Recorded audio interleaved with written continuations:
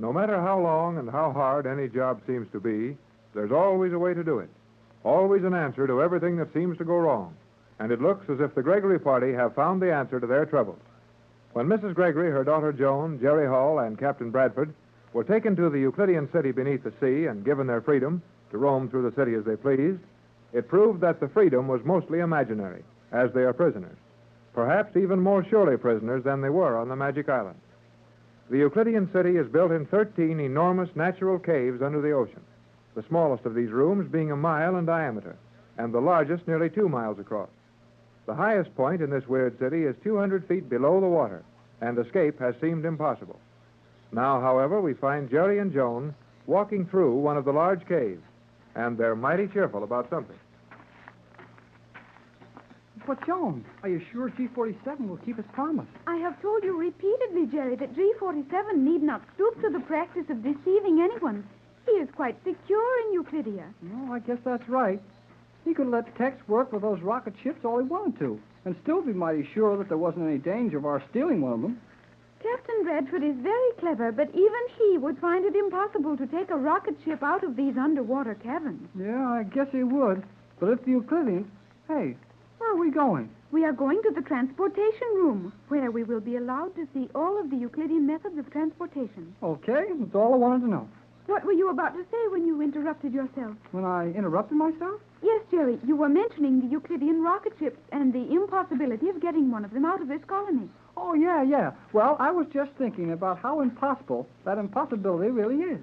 Jerry, an impossibility is an impossibility. There are no degrees of comparison. A matter is either possible or impossible. You just saved me the trouble of trying to tell you that.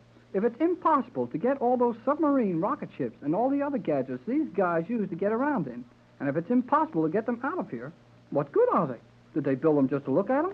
I stated that Captain Bradford could not get them out. The Euclideans get them out, don't they? Naturally. Then Tex Bradford can get them out. That does not follow. The Euclideans will impose certain restrictions on the captain. And when Tex gets ready, he'll smash those restrictions all to pieces. I hope you are correct, Jerry. You sound like your hopes were mighty weak. Say, Joan, our footsteps don't make any more noise. I had observed that. We are entering a section of the city where the floor of the cavern has been covered with the Euclidean noiseless steel. And our voices are getting that funny hollow sound they had up in that sound laboratory on the island. So they are. I believe that would indicate that we are approaching one of the more important sound testing laboratories on this level. Then maybe we'll see something interesting, huh? If we are allowed to see anything, it will prove interesting. Well, I'll agree with that. These Euclideans put on a good show, even if they're only giving you something to eat. Jerry, stop. What's the matter? In another moment, you would have walked into that steel wall. Oh, looks like it. Oh, well, we can go some other way. But the captain wanted us to visit the transportation chambers, and we were directed here. Well, directed or not, I'm not walking through any walls today. There must be some other manner of passing that wall. Oh, sure there is. But if they don't want us there, we'll stay on this side. Jerry, there is that signal again. Yeah. Sounds like the one they use when they want us to come to lunch. But it's only 4 o'clock now. The signal sounded 4 times. Is that not logical at 4 o'clock? Well, sure, if that's what it's for. But they didn't do that at 1 or at 2 or at 3 o'clock. Why do it at 4? I do not know. Well, maybe... Oh, golly whiskers, Joan. What is it, Jerry? Look, through this wall. Euclideans. I'll say Euclideans. I have never seen so many together at one time. Well, there must be 50 of them, all dressed alike, in those funny costumes of Euclidean cloth. They are rapidly approaching this transparent steel wall. And this wall's plenty soundproof, or else they're walking on this noiseless steel. They're heading straight for this wall. Then there is an opening in the wall for them to pass through. Well, unless they're going to walk right straight through it. This is a solid steel wall, Jerry, and there is no magic in Euclidia. Well, that's what old G47 told us when we first got here. But I still don't believe it. If you will look carefully at this wall, you will note that it is rising. Silently and slowly, but surely rising. Yeah, it's going up all right. Say, we'd better get back out of the way and let the parade through. It will be wise to step slightly to one side. Well, that wall's up just over their heads now, and here they come. Gee, that's a creepy sight.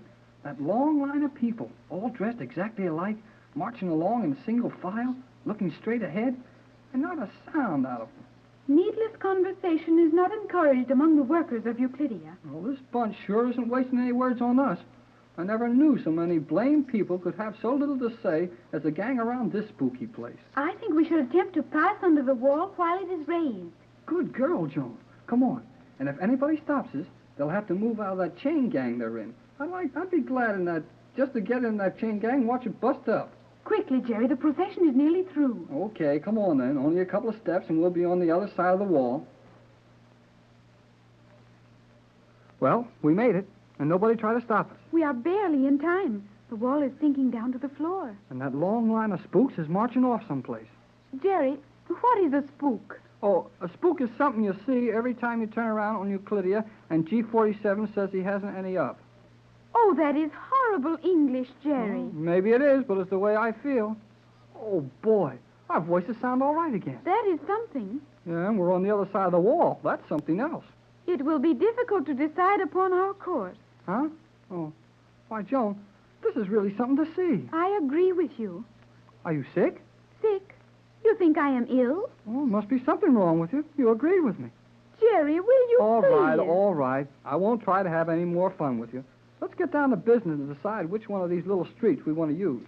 There is apparently no activity at any point in this portion of Euclidia. Sure not much going on, but what a place this is. A regular little modern city, all laid out in streets and everything just perfect. I got it. What have you, Jerry? I've got the answer to this model town. Yes? Oh, I'll bet the Euclideans are planning to start model towns like this when they take over the rest of the world. Well, that is possible. It is indeed a model of neatness. Well, I guess it won't do any harm to look in one of these windows. Wait, Jerry. Huh? As we are walking on this noiseless stone, do you not think we should give some indication of our presence before we attempt to peer into windows? Well, I suppose we ought to. Hello in there. Hello in there. Hello in there. Jerry, you are terribly noisy. Guess I'm not noisy enough, though. I didn't wake anyone yet. I'll try it again. Please do not. I think we may consider these buildings vacant and observe them as we choose. On the contrary, you would be very foolish to attempt to pry into the secrets of those buildings. Gee, the girl commander. Precisely. I am sorry if we have overstepped the privileges given us by G47. You have not done so as yet. No, then we won't. But where did you come from? The building you have just passed. My quarters are contained in that building. You were correct, Jerry. These are occupied. Indeed, they are. These buildings are the quarters of the various commanders. You are now in Transportation Sector Number 1. This entire block is occupied by submarine commanders. The adjacent street houses airplane pilots.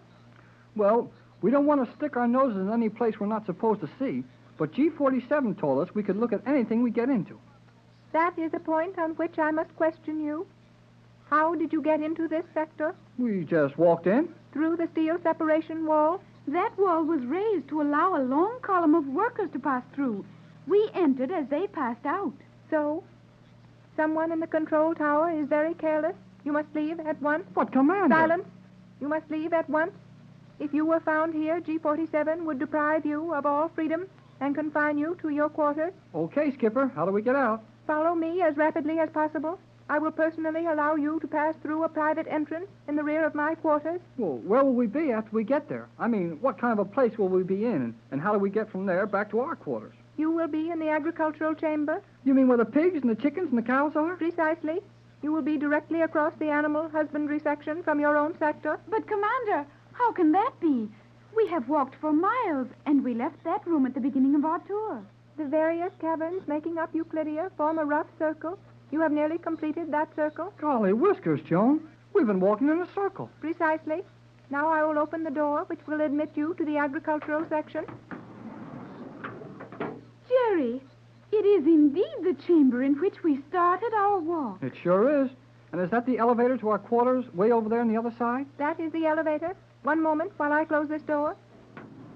You need not trouble yourself to the extent of conducting us to our elevator. Silence. I have news for you. News for us. Precisely. Good or bad news? Your conduct will decide that. My opinion would be that you will, in all probability, utilize this news in a manner both foolish and dangerous. However, that is your privilege. Well, gee, you've got me all excited. What's the news? Your Captain Bradford is at this minute. Commander, What is the meaning of this interruption, Cleostra? I offer my apologies for that, but I was frightened by the thought that we might be overheard as you gave us this news. Yeah. What if somebody heard you telling us something you're not supposed to tell? Do not presume so far. What I am going to tell you is common knowledge among the Euclideans. However, we will not be overheard. This sector is normal in every respect. We are as safe as if we were speaking in an open plot of ground in your own world. Okay, Commander. What is it? Captain Bradford has been taken to the transportation laboratory, where we will see every device known to the Euclideans, including the rocket ships. We were aware of that. Here is something you were not aware of, and I think the one detail which G-47 has overlooked in guaranteeing your safe imprisonment here. Well, Captain Bradford has figured out a way to escape? Not as yet, but I would advise you to tell the captain this. Your homing pigeons may be found in the transportation laboratory. Jerry, those little homing pigeons. Oh, boy. If Tex can only figure how to get those pigeons up to the top of the water. Do not raise your voices, and do not discuss this with the captain in your quarters. Bring him to this section, where we are standing now, immediately after lunch tomorrow. I will meet you here, obviously by accident. In the meantime, say nothing to the captain or to Mrs. Gregory. But can't we even... Tomorrow at noon, immediately after lunch, and execute your movements carefully. Your only hope of ever leaving this city rests with those pigeons. Make no mistake about that.